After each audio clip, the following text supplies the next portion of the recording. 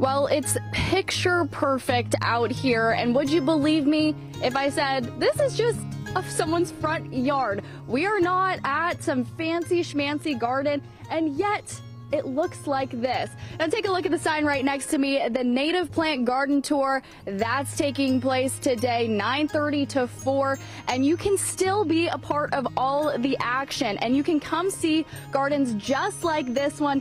Jackie and Eric have so kindly invited us to their home and are going to show us a little bit about what they have. So, Jackie and Eric, thank you, first off, for having us here. You're very welcome. It's nice to have you. Yes, it's a beautiful day, too. The weather was really in our favor this morning. So you guys clearly have a beautiful garden. And when it comes to native plants, at first people are like, okay, what's the intrigue with a native plant? And then you guys shared with me earlier this morning why you guys chose that. Tell us a little bit about that.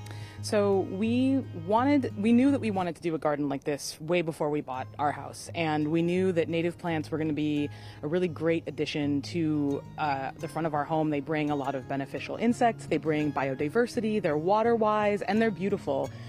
You can do so much with just keeping it extremely local. Everything here is regional to this specific part of California, and so we were really excited to get to show that off and make something gorgeous using local plant life.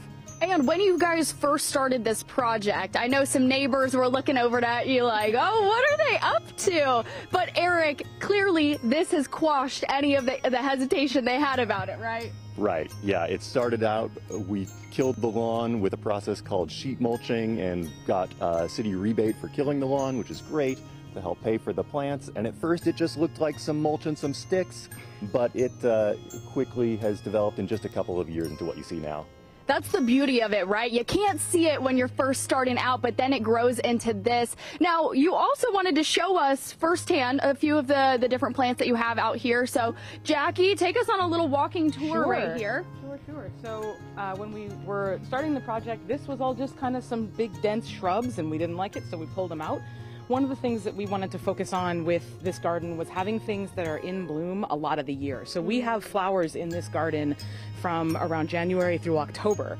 So even today, there are some things that are in bloom right now. Like we have the seat monkey flowers. You're kind of matching the flowers. We didn't plan it that way, but it's a really happy accident. So these guys are fully in bloom right now. And then we have the carpinteria bush, which is about to bloom, is in bud, hasn't started yet. And then right behind you, we have Oregon grape, the low guys down here, and they have already finished blooming. There are some things on the strip. Let me walk over and show you. So for example, these tall tree guys, these ceanothus, they have already finished their bloom. They're sort of our first harbingers of spring. They start blooming March or so. And you were sharing with us too that this was just empty open area, so your big point was you don't need to have a ton of space in order to make something beautiful like this happen. So if you're looking to get ideas on your garden, looking to get advice from people who have been in your shoes and have done it and clearly been successful at it, you can make sure to sign up for the garden tour and even say hi to some familiar faces along the way. Well, Jackie, Eric, thank you so much for joining us this morning, and thanks for the invite to your home. Thank you for having me. Of course. So if you're looking to check out plants as beautiful as these, make sure to check it out. So very beautiful, and it's just right out there in front of the yards. Thank you.